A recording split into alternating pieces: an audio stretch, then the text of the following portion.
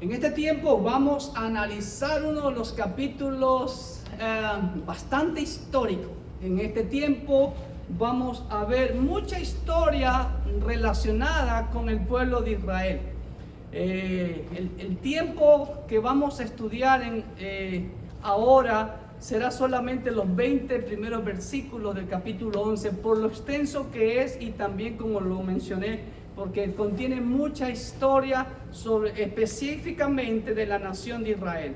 La profecía que vamos a estudiar hoy, dada por el varón de Dios, ser enviado por el Señor, el profeta Daniel, concierne con la nación de Israel y abarca prácticamente desde el inicio del imperio persa hasta Antíoco IV Epífanes, aproximadamente hasta los años 65, 70 antes de Cristo.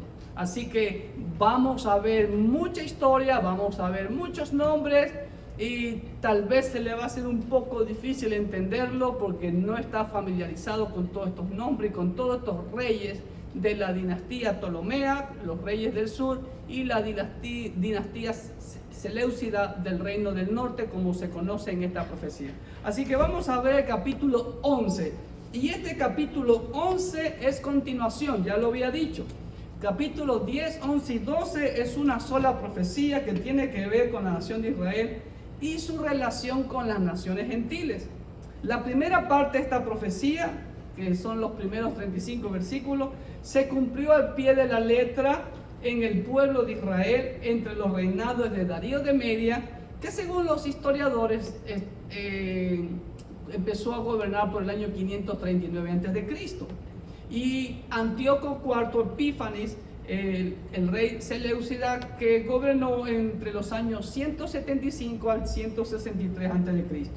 La segunda parte de esta profecía, que son los últimos versículos del 36 al 45, tiene que ver con Israel en los tiempos futuros y está estrechamente relacionada con el capítulo 12. Así que vamos a entrar a ver, como le digo, todo lo que vamos a estudiar corresponde al imperio persa, después a la conquista de Alejandro el Magno, la división de todo su vasto imperio, a la muerte de Alejandro. Recuerde que transcurrieron unos 20 años de la muerte de Alejandro hasta que se consolidaron las cuatro grandes imperios de Alejandro el Magno, ¿no? Como fueron los Seleucida, los Ptolomeo, Lisímaco en la parte de Tracia y Asia Menor, y Casandro en la parte de Grecia. Pero nos vamos a concentrar aquí, en esta parte del mundo, que tiene que ver con la nación de Israel.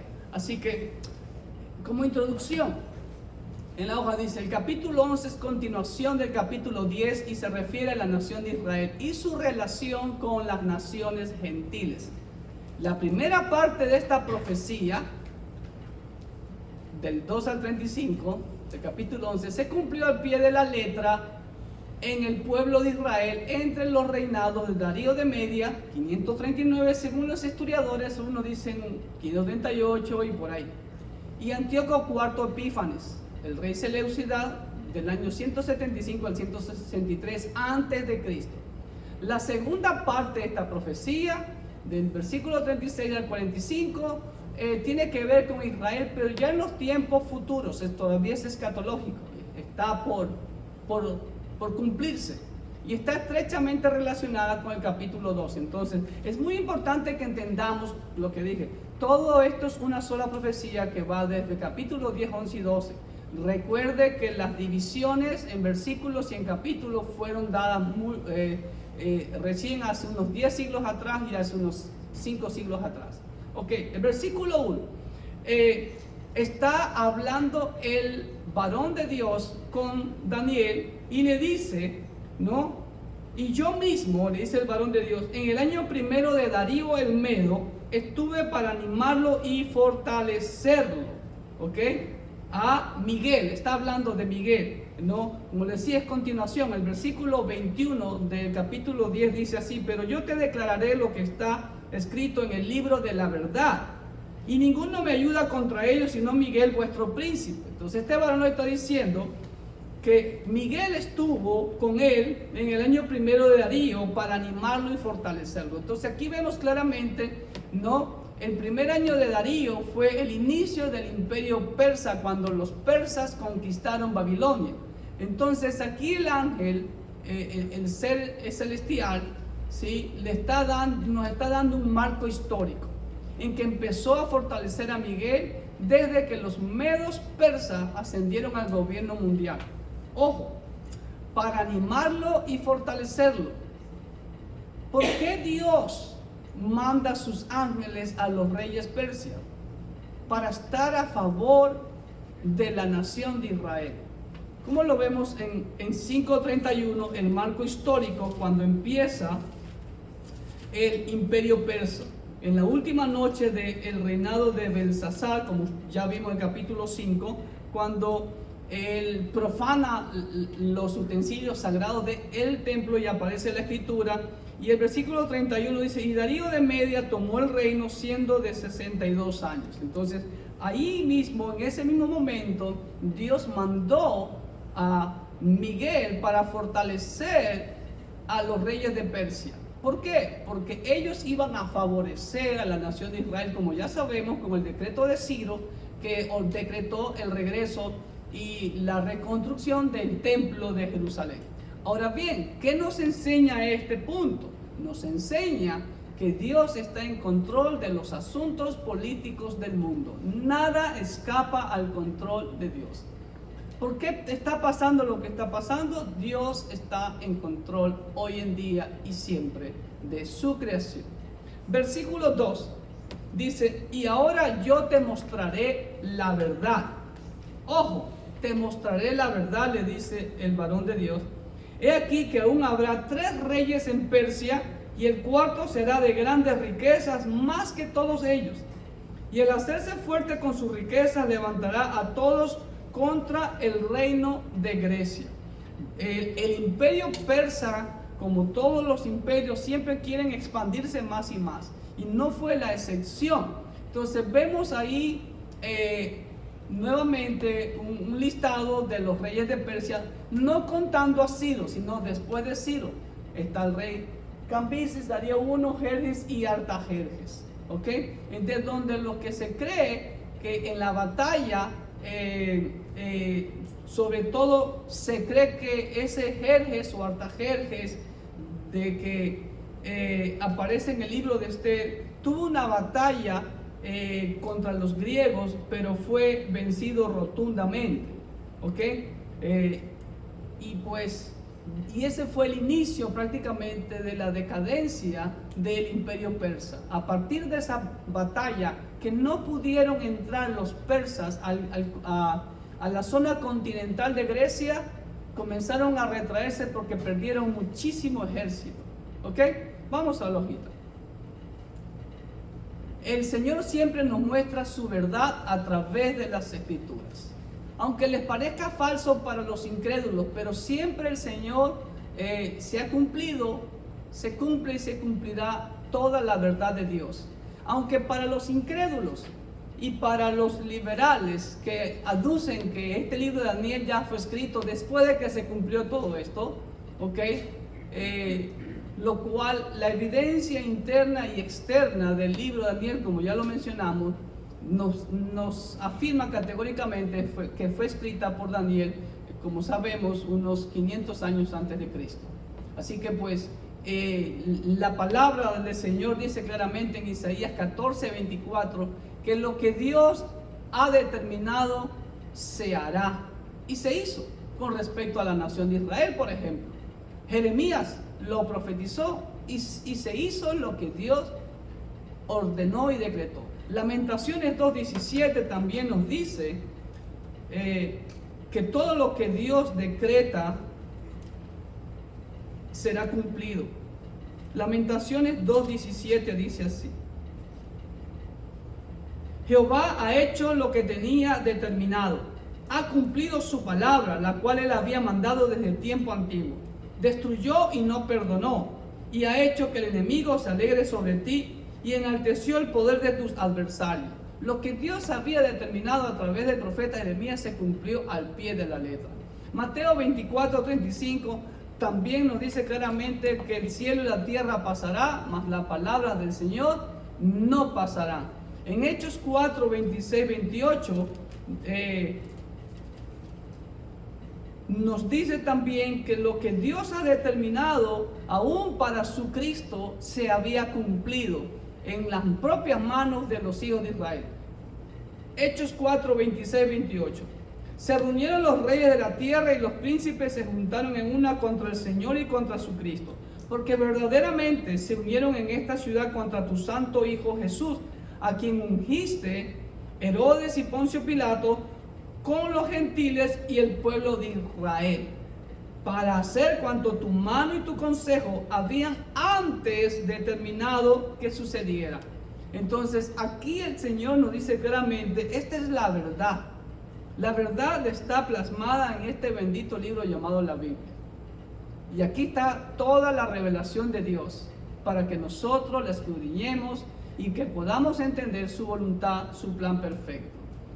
Ahora bien, estos tres reyes, como mencioné hace un momento, fueron Cambises II, ahí está la fecha, Gautama o Pseudo-Esmirdes, Darío I el Grande, y el cuarto rey podría ser Jerjes o Artajerjes, el hijo de Darío, quien entre los años 481 o 480 lanzó una masiva ofensiva invasión contra Grecia, pero fue humillado rotundamente. No se sabe a ciencia cierta cuánta gente murió, y de hecho, según los historiadores, Heródoto dice que fueron 700.000, 800.000 personas, pero según los historiadores calculan que eran unos 70 a 80.000 personas, mientras que los griegos eran casi la mitad. Así que pues, pero a raíz de esa derrota, el imperio persa viene a la decadencia y después el imperio griego comienza a conquistar. Versículos 3 y 4 en nuestra Biblia dice así: se levantará luego un rey valiente, el cual dominará con gran poder y hará su voluntad. Pero cuando se haya levantado, su reino no será quebrantado. Su reino será quebrantado y repartido hacia los cuatro vientos del cielo, no a sus descendientes, ni según el dominio con que él dominó, porque su reino será arrancado y será para otros fuera de ellos. Esta profecía se cumplió literalmente ¿con quién? ¿Quién es ese rey valiente? Pues no es otro ni nada menos que Alejandro el Grande, Alejandro el Magno, que en tan poco tiempo ustedes pueden ver el mapa de todo lo que conquistó, casi hasta la India, como ustedes ven acá, ¿no? Y a corta edad él falleció, ¿ok? Y cuando muere, después de su muerte, su pseudo hermano, que supuestamente podría alcanzar el dominio, su hermano ilegítimo, Felipe Arrhidaeus, no fueron entronizados, ni tampoco su hijo de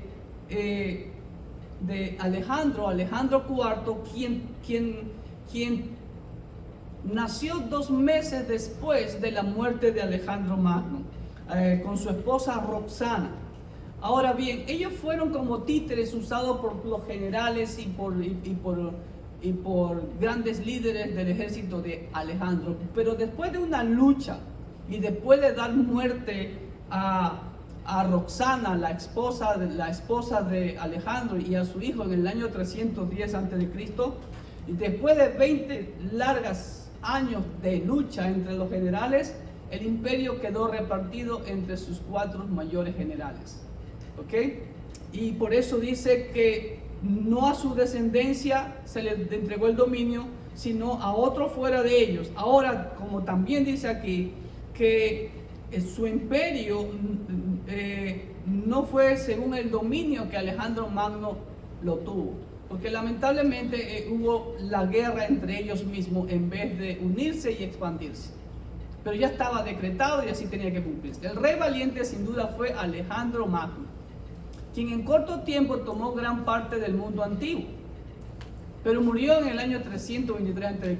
Y sus 4 generales, Casandro, que se quedó con la parte de Macedonia, Lisímaco, que se quedó con la parte de Tracia y Asia Menor, Ptolomeo se quedó con Egipto y Seleuco se quedó con Siria y Cercano Oriente. Aunque Seleuco fue general de Ptolomeo y Ptolomeo le ayuda a conquistar lo que fue su imperio, Siria y Cercano Oriente, ¿ok? Después de luchar 20 años se repartieron el imperio, cumpliéndose la palabra que su imperio no quedaría entre sus descendientes, ¿ok? Ahora, es muy importante ver que Israel, ¿dónde está Israel aquí? Israel está en medio, en la frontera entre estos dos reinos. El reino del sur, que lo vamos a conocer como los Ptolomeos, Egipto, y el reino del norte como los Seleucidas o el Siria y Cercano Oriente. Versículo 5 en la Biblia. Y se hará fuerte el rey del sur, los Ptolomeos, mas uno de sus príncipes será más fuerte que él y se hará poderoso, su dominio será grande. Ese fue Seleuco, ¿ok? Como ustedes pueden ver aquí en esta lista que he preparado, aquí están todos los reyes del sur, los reyes Ptolomeos, Egipto y los reinos del norte.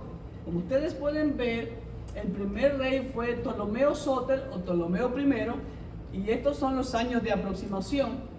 Y que Seleuco I Nicator fue general de Ptolomeo, y aquí se cumple ese versículo que dice: será fuerte el rey del sur, mas uno de sus príncipes será más fuerte que él y se hará poderoso, su dominio será grande. Seleuco es que logra tener todo el dominio de Siria y Cercano Oriente gracias a Ptolomeo, pero que a la postre vendrían a ser enemigos ellos y todos sus descendientes, como ustedes pueden ver ahí.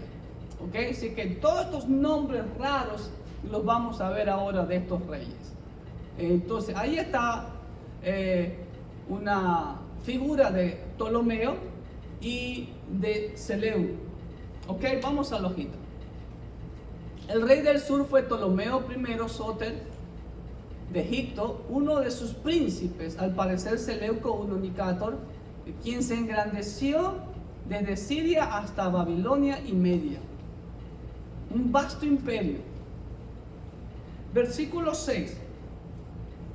En la Biblia dice: al cabo de años harán alianza, y la hija del rey del sur vendrá al rey del norte para hacer la paz. Pero ella no podrá retener la fuerza de su brazo, ni permanecerá él, ni su brazo, porque será entregada a ella y los que la habían traído, asimismo su hijo y los que estaban de parte de ella en aquel tiempo. Miren la exactitud de esta profecía, y se cumplió literalmente, perfectamente. Ok, ¿qué pasó? Al morir Ptolomeo I Sóter, ahí lo tienen en pantalla, aquí voy a poner los reyes del sur y acá los reyes del norte. Entonces están estos dos reyes, pero cuando muere Ptolomeo Sóter, le sucede Ptolomeo II Filadelfo, ¿ok? Su hijo. Y este Ptolomeo II es muy conocido, ¿saben por qué? Porque era muy dado a la literatura, era muy dado al conocimiento, y él fue, gracias a Ptolomeo II, gracias a este hombre, ¿sí? Fue el que creó o inventó la biblioteca de Alejandría. Y gracias a Ptolomeo II, ¿saben qué le debemos? La traducción. Se interesó en las religiones y en los libros de las religiones, y quería tener todos esos libros en su biblioteca en Alejandría. Y él mandó a traducir la Tanaj hebrea al griego, conocida como la Septuaginta, el famoso Ptolomeo. Pero después de su muerte, en el norte comenzó a gobernar Antíoco Sóter, ¿ok? y que a su muerte su hijo Antíoco II Teo comienza a gobernar. Y Ptolomeo II, escúcheme bien, Ptolomeo II dio su hija a Antíoco Teo, ¿sí? Para unir los lazos, como dice aquí la profecía, ¿ok? Se la dio a su hija Berenice en matrimonio con Antíoco II, quien, aquí está Antíoco II, quien se divorció de su esposa Laodicea para poder casarse con Berenice y tratar así de unir los dos imperios, ¿ok? De cuya unión tuvieron un hijo. Pero en el año 246 a.C. muere Ptolomeo II, ¿ok? Y Antíoco abandona a Berenice. Este rey abandona a la hija de Ptolomeo y se vuelve a unir con su ex esposa Laodicea. Pero Laodicea no se quedó tranquila. Ella se vengó y envenenó a su marido por la traición y mata a Berenice, mata a su hijo y mata a toda la comitiva que habían venido de Egipto. ¿Ok? Cumpliéndose al pie de la letra esta profecía del versículo 6. Vamos a la hojita. Al morir Ptolomeo I Sóter, gobierna a su hijo Ptolomeo II Filadelfo. Promovió la traducción del antiguo pacto del hebreo al griego, conocido como la Septuaginta. En Siria, al morir Seleuco I, gobierna a su hijo Antíoco Sóter, que a su muerte gobierna a su hijo Antíoco II Teo. Ptolomeo II dio a su hija Berenice en matrimonio con Antíoco II, quien se divorció de su esposa Laodicea para poder casarse con Berenice, de cuya unión tuvieron un hijo. Pero en el año 246 a.C. muere Ptolomeo II y Antíoco abandona a Berenice y vuelve con Laodicea, quien en venganza envenena a su marido y mata a Berenice, a su hijo y sus allegados, cumpliéndose literalmente la profecía que acabamos de mencionar. Versículo 7 en la Biblia dice así: pero un renuevo de sus raíces se levantará sobre su trono y vendrá con ejército contra el rey del norte y entrará en la fortaleza y hará en ellos a su arbitrio y predominará. El hermano de Berenice, ¿quién fue? Ptolomeo III Evergetes, creo que así se pronuncia, o Evergetes, no sé cómo se pronuncia, ¿ok? Este caballero, hermano de Berenice, tomó venganza y fue a invadir el reino del norte a vengar la muerte de su hermana, ¿ok?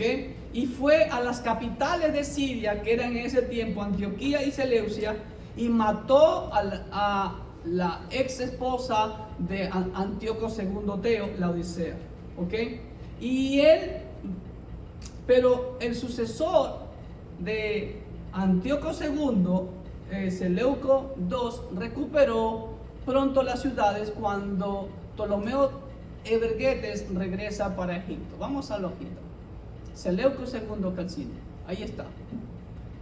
De hecho, esto que le estoy mostrando aquí, en la mayoría, son monedas acuñadas de parte de ellos.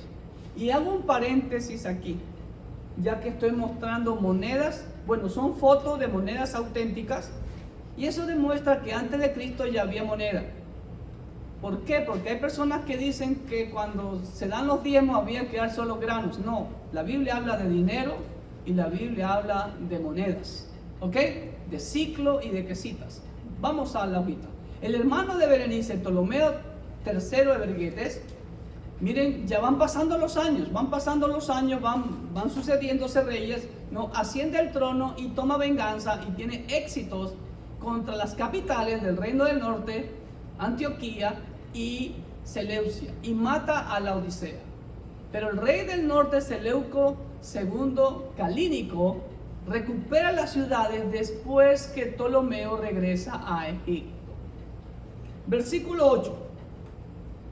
Y aún a los dioses de ellos, sus imágenes fundidas y sus objetos preciosos de plata y de oro, llevará cautivos a Egipto, y por años se mantendrá él contra el rey del norte.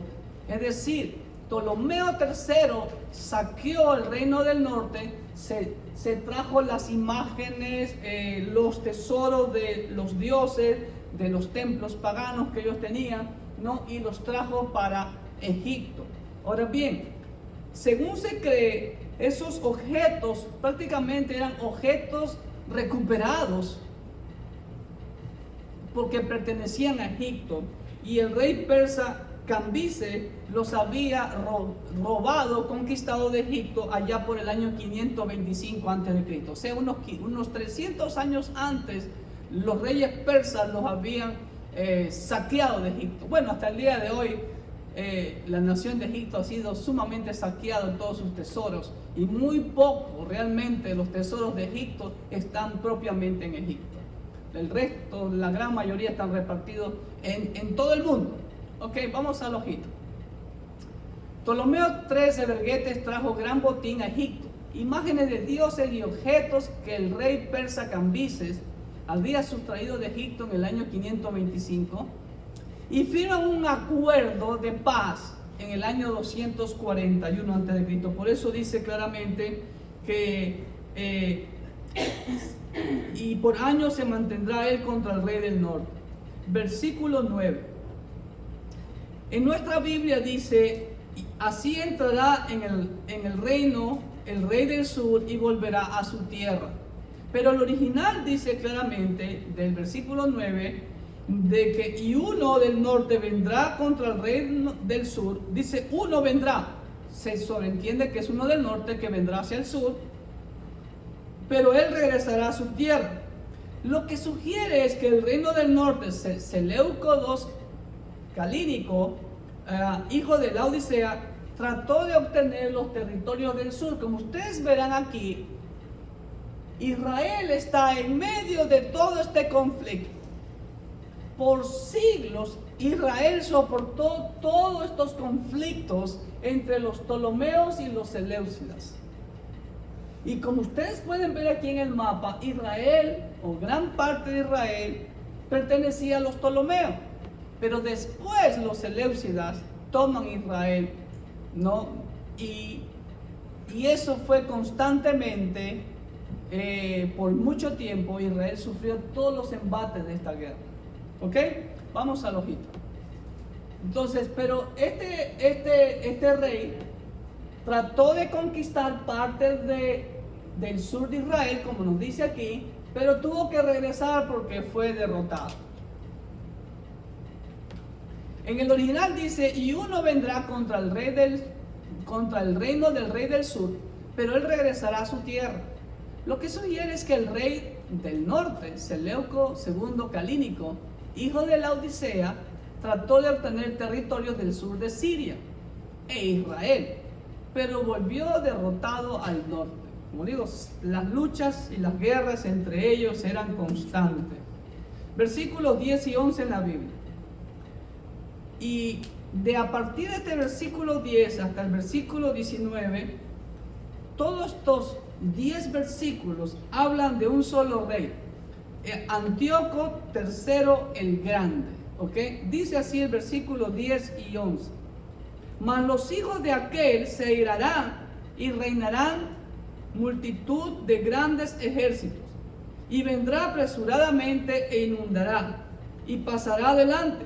Luego volverá y llevará la guerra hasta su fortaleza, por lo cual se enfurecerá el rey del sur, y saldrá y peleará contra el rey del norte, y pondrá en campaña multitud grande, y toda aquella multitud será entregada en su mano.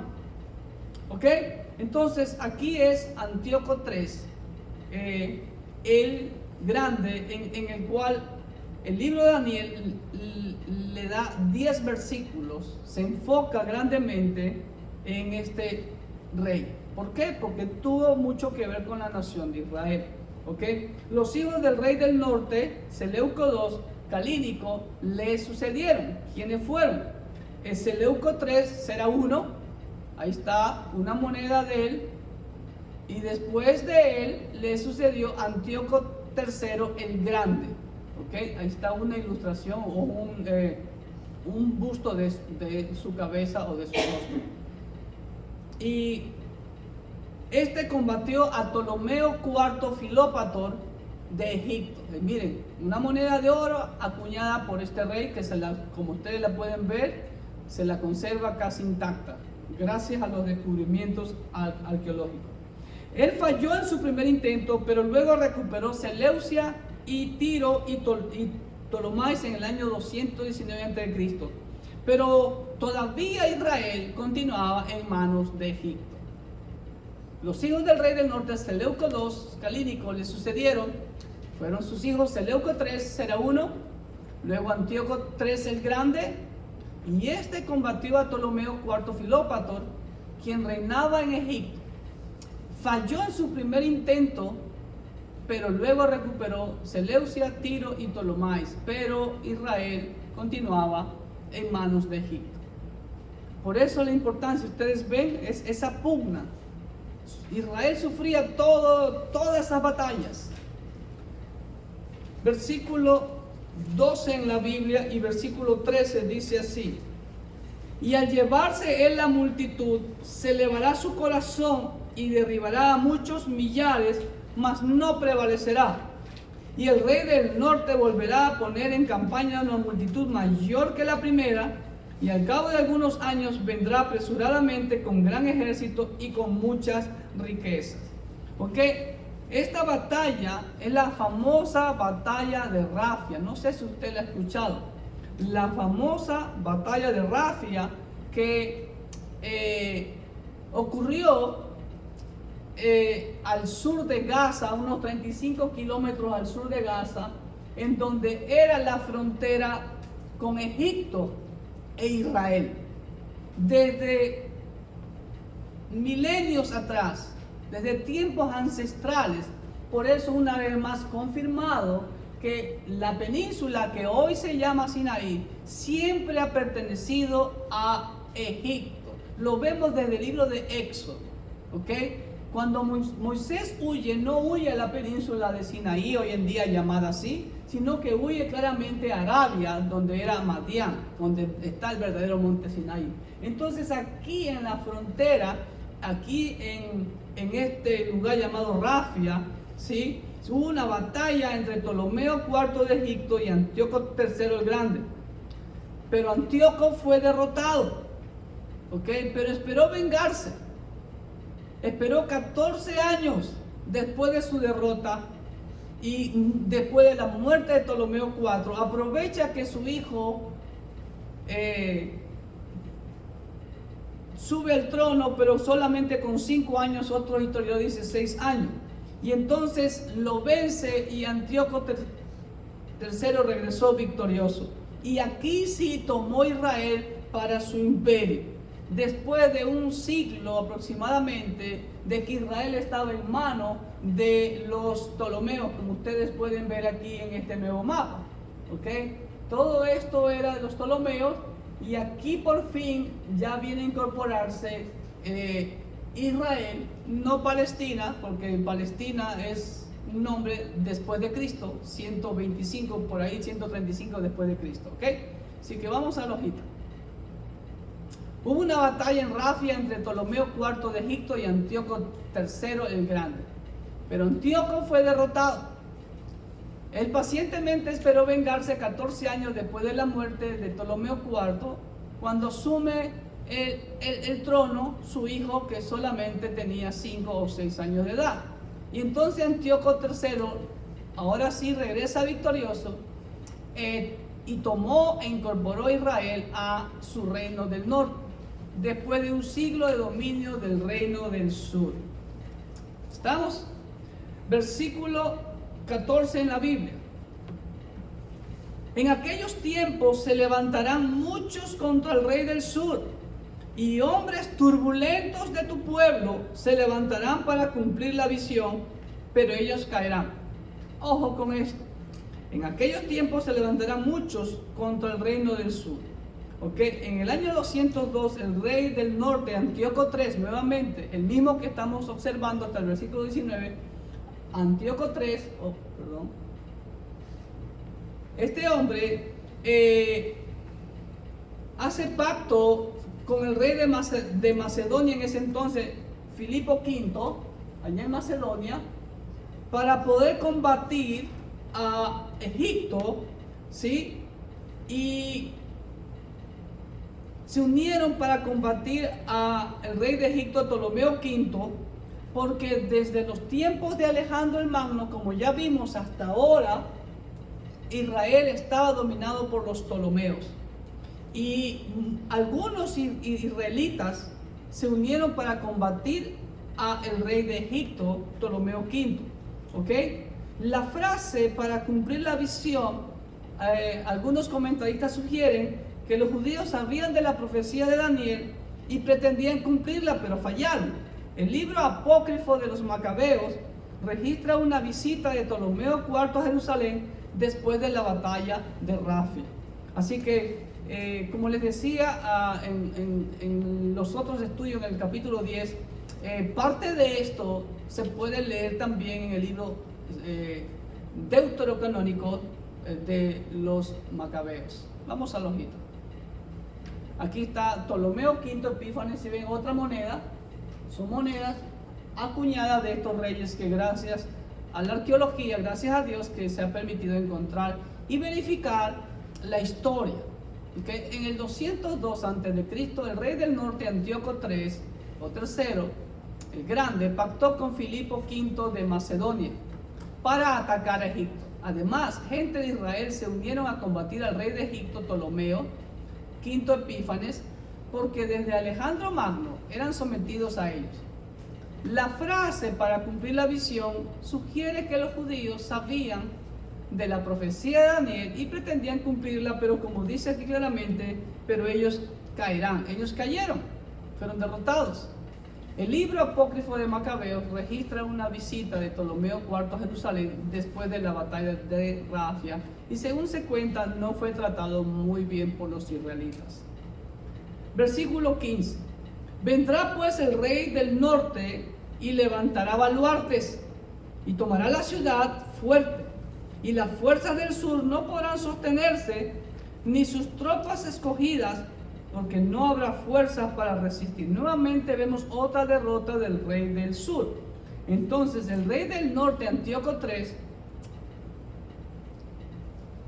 va contra los Ptolomeos en la ciudad de Gaza. Gaza fue otra ciudad interesante que ha sufrido tantas batallas y hoy en día no es la excepción. Parece que esta ciudad está destinada a sufrir muchas batallas, guerras, hasta el día de hoy. Entonces, invadió Gaza a Antíoco III y capturó Sidón, que era de parte de lo que actualmente es Líbano, ¿ok? Y durante ese tiempo, ¿saben lo que estaba pasando hacia el noroeste? Hacia el noroeste estaba viniendo un imperio conquistando hacia el este. ¿Quién fue ese imperio? Roma. Roma ya estaba conquistando Grecia en ese entonces. Entonces el imperio romano ya comienza a ir ganando terreno en la escena mundial, ¿no? Y comienza a expandir su territorio hacia los imperios de Tracia, Asia Menor y Siria, y después lo que es Israel, Egipto y Medio Oriente, como todos conocemos. Ok, vamos a la hojita. El reino del norte, Antíoco III, invadió Gaza y capturó Sidón y Paneas. Durante este tiempo los romanos estaban afianzando su posición en Grecia. ¿Ok? Versículos 16 y 17 en la Biblia. Y el que vendrá contra él hará su voluntad, y no habrá quien se le pueda enfrentar, y estará en la tierra gloriosa, Israel, la cual será consumida en su poder. Afirmará luego su rostro para venir con el poder de todo su reino, y hará con aquel convenios, y le dará una hija de mujeres para destruirle, pero no permanecerá ni tendrá éxito. Nuevamente, ojo con esta profecía. Nuevamente vemos aquí guerras, convenios, y el rey que da a su hija al otro para tratar de no haber guerra y que haya paz. ¿Cómo fue eso?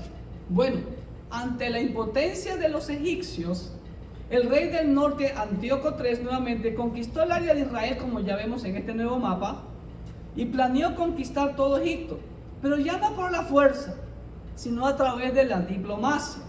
Y aquí aparece en escena una mujer que hasta el día de hoy es famosa, la reina Cleopatra, que fue hija de Antíoco III. Antíoco III le da a su hija Cleopatra para que se case con Ptolomeo V de Egipto. Pero ¿cuál era la intención de Antíoco III? Darle a su hija para que su hija sea espía para él. Pero le salió el tiro por la culata, porque su hija Cleopatra fue leal a su esposo. Es más, le ayudó a su esposo a conquistar el reino del norte, según los historiadores, ¿ok? Entonces Antíoco III invadió luego, ¿ok? Se fue para otro rumbo, porque Grecia le estaba pidiendo ayuda a Antíoco III, porque estaban siendo conquistados por los romanos. Entonces Antíoco vuelca su mirada hacia el mar Egeo, a las islas por aquí, a tratar de ayudar a los griegos, ¿ok? Y también en Asia Menor y una parte de Grecia, pero hizo convenios, y uno de los convenios fue con el famoso Aníbal, ¿ok? ¿Cuál era la fortaleza de Aníbal? Si usted no lo sabe, era su gran ejército de elefantes, ¿ok? Y que según la historia era uno de los archienemigos de Roma, Aníbal, que según se cree, Aníbal sale del norte de África, por la ciudad de Cartago, Túnez actualmente, y que va por el estrecho de Gibraltar con su ejército de elefantes, y que supuestamente cruza los Alpes para ir a combatir contra Roma. Bueno, eso es algo que me acuerdo de la historia del gran Aníbal, ¿ok? La hazaña de él supuestamente cruzó los Alpes con elefantes. Ok, vamos, ahí está, ese es el gran Aníbal, ¿sí ven? Hizo ejército de elefantes. Y esa fue la batalla, pero lamentablemente tuvieron que huir, salieron perdiendo. Ante la impotencia de los egipcios, el rey del norte, Antíoco III, conquistó el área de Israel. Planeó conquistar Egipto, pero ya no por la fuerza, sino por la diplomacia, o más bien por la trampa, diríamos, ¿no? Porque dio a su hija Cleopatra en casamiento con el rey de Egipto, Ptolomeo V Epífanes. Antíoco III esperaba que su hija fuese espía de él, pero Cleopatra fue leal a su esposo y su plan fracasó. Después de esto, Antíoco III invadió las islas del mar Egeo, como le mencioné, parte de Asia Menor y aún parte de Grecia, yendo en ayuda a favor de los griegos contra los romanos. Hizo muchos convenios y uno de esos fue con Aníbal, quien lo ayudó. ¿Ok? Versículos 18 y 19. Ojo, volverá después su rostro a las costas y tomará muchas. Mas un príncipe hará cesar su afrenta y aún hará volver sobre él su oprobio.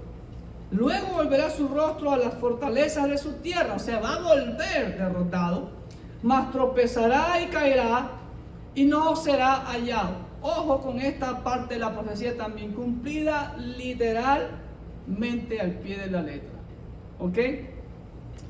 El príncipe que hará cesar su afrenta, según los historiadores y los comentaristas, parece ser nada menos que el famoso general romano Lucio Cornelio Escipión. No sé si usted ha escuchado de él, más conocido como el africano, quien derrotó a Antíoco III en el año 190 a.C. en la batalla de Magnesia. ¿Ok? Esta es la ruina de Magnesia en lo que actualmente es Turquía, al sur de Éfeso. Y es un pequeño valle, como ustedes ven, rodeado de montañas, y lo único que queda son ruinas. Son fotos que tomé cuando Dios me dio la bendición de ir a Éfeso, y de pasada por Éfeso nos dijeron, ahí quedaba Magnesia nada más. Y tal, tomamos unas fotitos ahí, ¿ok? Es lo que quedaba ahí, en la ciudad de Magnesia. Ahí fue derrotado, y este es un dibujo, una pintura del triunfo del africano contra los seleucidas, ¿ok? Contra Antíoco III. Y porque el africano mató gran parte del ejército de Antíoco III. Dicen que mató a 70,000 hombres, y que Antíoco III tuvo que pagar un tributo de 15,000 talentos, y además de eso Roma le impuso a Antíoco III y a su pueblo pagar renta, o pagar siempre un tributo cada año. ¿Ok? Entonces esta es una pintura de alguien que la subieron al internet, gracias por ello, de la victoria del africano. Vamos a la hojita. Pero el príncipe que hará cesar su afrenta parece referirse al general romano Lucio Cornelio Escipión, más conocido como el africano, quien derrotó a Antíoco III en el año 190 a.C. en la batalla de Magnesia, muriendo gran parte de su ejército de 70,000 hombres. Y Antíoco III tuvo que pagar 15,000 talentos, y regresó totalmente avergonzado y humillado, como dice aquí claramente. Luego verá su rostro a las fortalezas de su tierra, mas tropezará y caerá, y no será hallado. ¿Por qué? Porque fue muerto en el año 187 a.C. Y el último versículo que vamos a tratar ahora, porque a partir del 21 vamos a tratar con un personaje que es muy conocido, que tiene mucha historia en el pueblo de Israel, y que es un prototipo del anticristo. Estamos hablando de Antíoco IV Epífanes, ¿ok? Así que voy a leer el versículo 20 de la Biblia. Dice, y se levantará en su lugar, en lugar de Antíoco III, se levantó su hijo Antíoco IV Epífanes, ¿ok? Se levantará en su lugar uno que hará pasar un cobrador de tributos por la gloria del reino, pero en pocos días será quebrantado, aunque no en ira ni en batalla. Perdón. El que se levantó después a la muerte de Antíoco III fue su hijo Seleuco IV, como ustedes ven ahí la foto de la moneda de él, Seleuco IV Filópate, ¿ok? Pero este hombre, y parece que no hay un consenso con los historiadores, algunos dicen que él fue el que decretó impuesto a Israel, y mandó a su cobrador de impuestos, llamado Heliodoro, a recoger los impuestos a Israel para pagar la deuda a Roma, contraída por la derrota de su padre. Pero Seleuco IV fue asesinado por su cobrador de impuestos, Heliodoro. Y según creen los historiadores, su hermano Antíoco IV Epífanes tuvo mucho que ver en este envenenamiento, ¿ok? Y también se cree que en ese tiempo, cuando Heliodoro fue a recoger los tributos a Israel, el sumo sacerdote Onías III no estaba de acuerdo con ello, y según se cree, el sumo sacerdote iba hacia Antioquía para ir a hablar con el rey Seleuco IV, pero él había sido muerto. Vamos a la hojita. Entonces, si veis, Antíoco IV Epífanes, quien nos vamos a referir de él en la segunda parte de este capítulo 11. Lo dejamos para el siguiente estudio. A la muerte de Antíoco III el Grande, le sucede su hijo Seleuco IV Filópato, quien aplicó impuestos por todo su territorio y envió a Heliodoro, su recaudador de impuestos, para poder pagar la deuda a Roma, deuda que había contraído por la derrota de su padre ante Cornelio Escipión, el africano. Pero Seleuco IV fue envenenado por Heliodoro y según se cree por la complicidad de Antíoco IV Epífanes. Ok, ¿qué podemos sacar de conclusión en estos primeros 20 versículos del capítulo 11? Bueno, la exactitud con que Dios determinó que sucedieran las cosas y así se cumplieron. Eso fortalece nuestra fe. Eso debe de ser un combustible para nuestra fe. Y de inmiscuirnos más y de obedecer lo que el Señor ordena, que escudriñemos su palabra. Por eso yo creo en la Biblia y digo, wow. Ahora, los escépticos, los liberales, los que no creen en la Biblia, claro, dicen que esto fue escrito después.